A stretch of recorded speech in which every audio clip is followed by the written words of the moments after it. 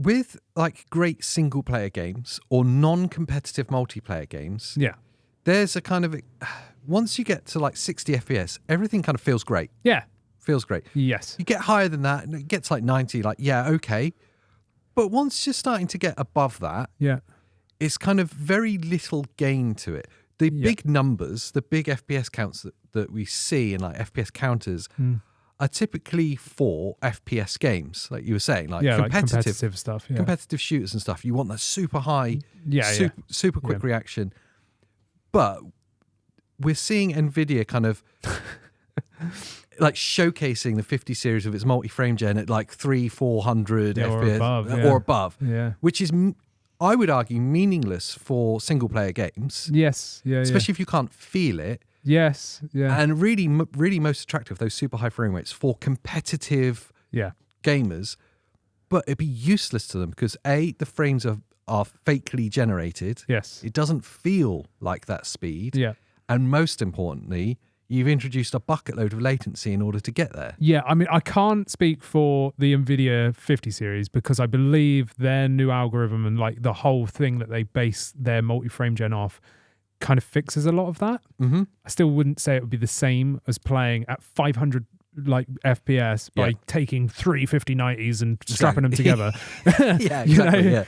And then playing frame gen. I can't really say with that, but for sure, if you were using like AFMF, lossless scaling, or like AMD's frame generation, that kind of thing, the software-based stuff, for sure, you're absolutely right. But I mean, I've not tested a 50 series, so I can't say on that side. No. But you are absolutely right on that. I would say for like competitive, just no. Like that's a big no-no, is using frame gen. Who knows about the new NVIDIA side? But all the previous versions, don't. Yeah. Like you're better off playing at 60 FPS and knowing how and expecting how that's going to feel like without fake frames. Yeah. Upscaling's fine because you're still getting the correct amount of frames. You know, it's just a visual thing. Yeah. But fake frames, obviously, frame gen is falsified.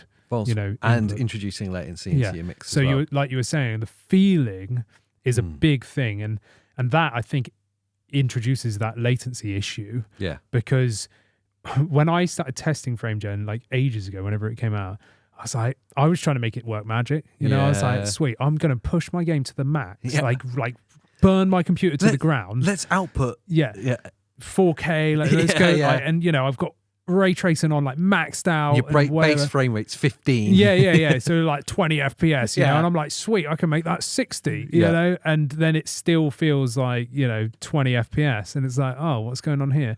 And that was the same with when AFMF2 dropped. Those people in the comments were like, still, it's rubbish. Like, what are you on about? It's like, well, actually, you want a minimum base rate of like 45 FPS minimum. Yes. Ideal, you want 60 already. So it feels like 60. Yeah, exactly. So that the game's running well already, and then you're just falsifying up to 120, for example. That's a really important point, and I've seen you make that a few times in the guides, videos you've done recently with like best settings and how to use AFMF and stuff. Yeah.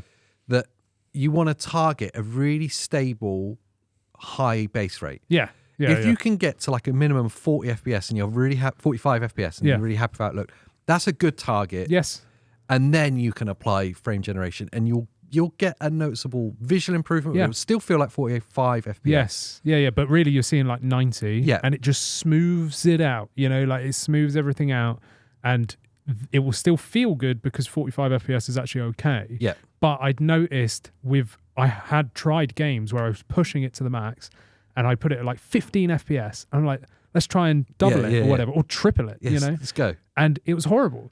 And even though the screen was saying 60 FPS, it's still juttering because really it's 15 FPS, you know? And I was like, I couldn't get my head around it. I was like, I don't get this. And that's when I figured out myself, before I realized everyone else recommends, all the companies say, like, make sure your frame rate's high. Yeah, target base They rate. don't really like push that enough, I feel. But once I'd got the base game to around that 45 mark, then it was super smooth. It did its magic because if you took it off, it was already smooth. Yeah. Do you know what I mean? Like, so it's just making it feel even better. Hopefully you've enjoyed that clip from our main podcast. If you didn't enjoy it, you should click on the video between our faces to watch the full one to make sure you didn't enjoy it. Yes.